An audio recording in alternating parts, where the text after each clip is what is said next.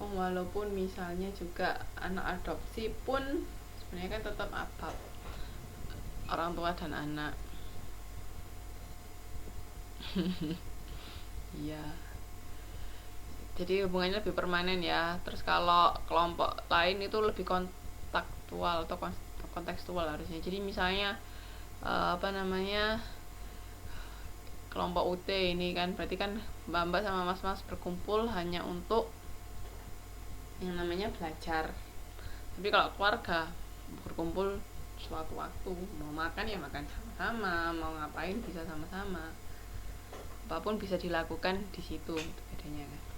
Terus hubungannya itu interpersonal, maksudnya antar individu itu sangat dekat. Sedangkan kalau kelompok lain itu berdasarkan tujuan, kayak UT tadi, tangganya Mario Tehuto. Hah? Maksudnya apa mas?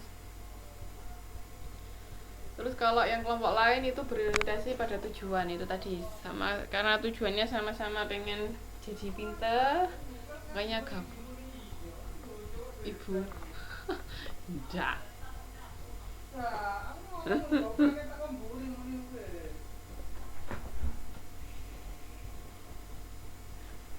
Boten, bukan tetangga, cuman teman bermain.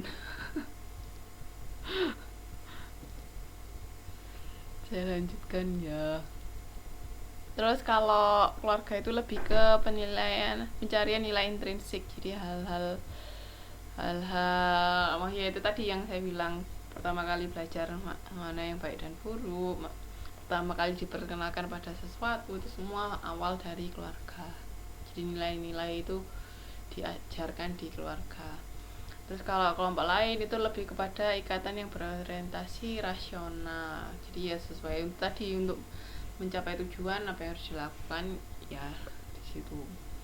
Terus kalau keluarga itu lebih cenderung berorientasi kelompok, maksudnya kebersamaan. Tapi kalau kelompok lain cenderung ke pribadi, terutama yang benar-benar formal ya. Mungkin kalau misalnya teman bermain itu masih berorientasi kelompok juga, hampir sama kayak keluarga. Tapi kalau sudah misalnya teman satu kantor, itu sudah beda, ke orientasi pribadi atau individu. Paham kan? Nah, pengertian keluarga. Kalau rumah tangga itu atau household meliputi anggota yang terkait dengan keluarga dan semua orang yang tidak terkait yang berada dalam suatu unit tempat tinggal, itu namanya rumah tangga. Jadi misalnya dalam satu rumah tinggal, mungkin rumahnya kos-kosan kali misalnya, itu tinggal 5 keluarga, yaitu satu rumah tangga. Jadi dalam satu rumah itu siapapun yang tinggal di situ itu satu rumah tangga. Tapi kalau keluarga itu suatu kelompok yang terdiri dari 2 orang atau lebih yang berrelasi karena hubungan darah, pernikahan atau adopsi dan bertempat tinggal sebagai suatu rumah tangga. Jadi misalnya tadi dalam satu rumah kos, itu kan rumah tangga, ada 5 keluarga kayak gitu. Paham ya bedanya rumah tangga sama keluarga?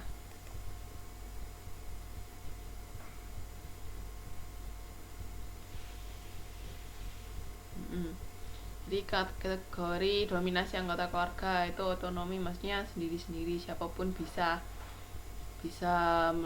melakukan atau mengambil keputusan. Tapi kalau dominasi suami, berarti suami itu selalu mengambil keputusan. Tapi kalau dominasi istri, ya istri yang mengambil keputusan. Kalau gabungan bisa dua-duanya mengambil keputusan bersama.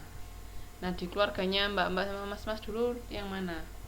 Mungkin kalau di adat ketimuran mungkin dominasi suami masih sangat tinggi ya.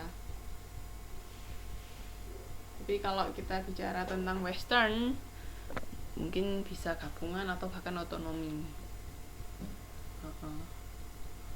Ya tergantung budaya setempat juga kan, mengikuti yang seperti apa. Walaupun kayak di Indonesia, kalau mungkin di Minangkabau mungkin lebih ke istri, karena kan di sana kan cewek yang lebih tinggi kan, apa paternali apa sih, tunggu, maternal. Kalau maternal kan berdasarkan ibu, kalau paternal kan berdasarkan bapak. Jadi garisnya itu loh dilihat dari bapak atau dari ibu. Istilahnya kan seperti itu. Terus habis itu ini kategori peran, ada peran instrumental dan ekspresif, ada peran anggota keluarga dalam keputusan pembelian. Nah ini yang penting.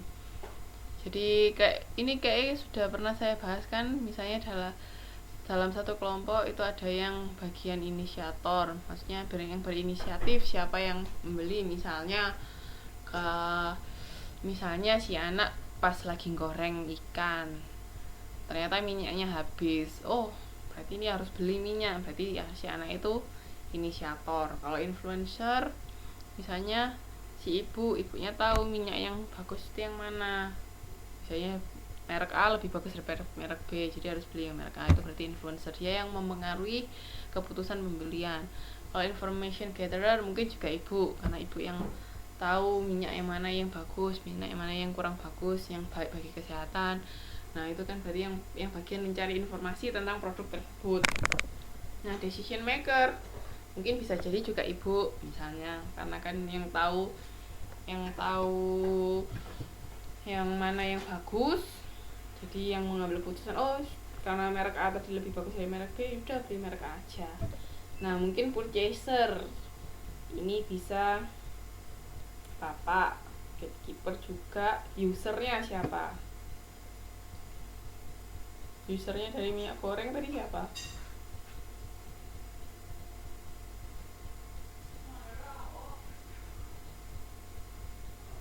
Cuman adik aja.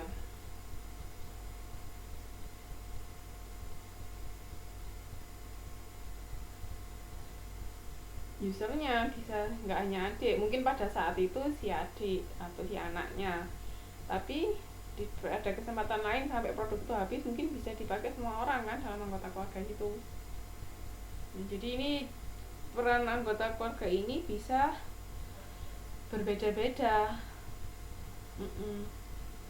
Itu walau sama juga di dalam anggota kelompok juga sih.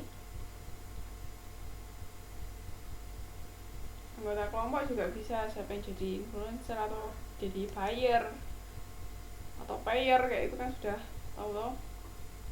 Nah ini siklus hidup tradisional, ada bachelor stage, jadi ini siklus orang dari mulai masih muda sampai berkeluarga, sampai tua, sampai mungkin pensiun. Itu nanti bisa dilihat sendiri ya, ada fullness 1 itu apa, fullness 2 itu apa mungkin. Nah ini juga kalau hidup modern itu lebih banyak siklusnya. Kalau dulu yang tradisional itu misalnya yang keluarga single parent itu nggak termasuk, tapi kalau yang di modern itu ada, dia juga dimasukkan. Jadi misalnya orang tua single parent dengan berapa anak itu juga termasuk di siklus hidup. Jadi intinya siklus hidup ini mulai dari kita muda belia, bachelor maksudnya mati lajang, sampai pensiun.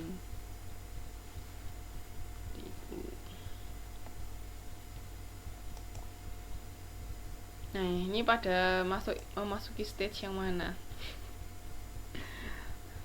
Mbak sama mas-mas memasuki stage yang mana?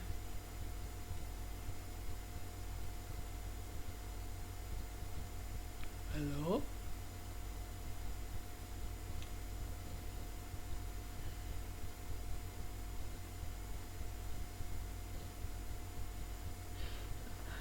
Ya sudah, kayaknya tidak mau menjawab, mungkin ini sedikit sensitif. Saya lanjutkan aja. Penelitian menunjukkan bahwa banyak perbedaan dalam konsumsi yang didasarkan pada tahapan dalam siklus hidup. Misalnya waktu masih lajang, ya udah yang di barang-barang yang dibeli ya untuk diri sendiri. Tapi ketika mungkin sudah berkeluarga, ya harus memikirkan keluarga, apa yang dibutuhkan untuk memenuhi kebutuhan keluarga, nggak hanya individu. Terus pola kepemilikan terhadap barang berwujud itu juga beda. Ya itu tadi, kalau sudah berkeluarga kan barangnya semakin banyak, barang-barang yang dibeli itu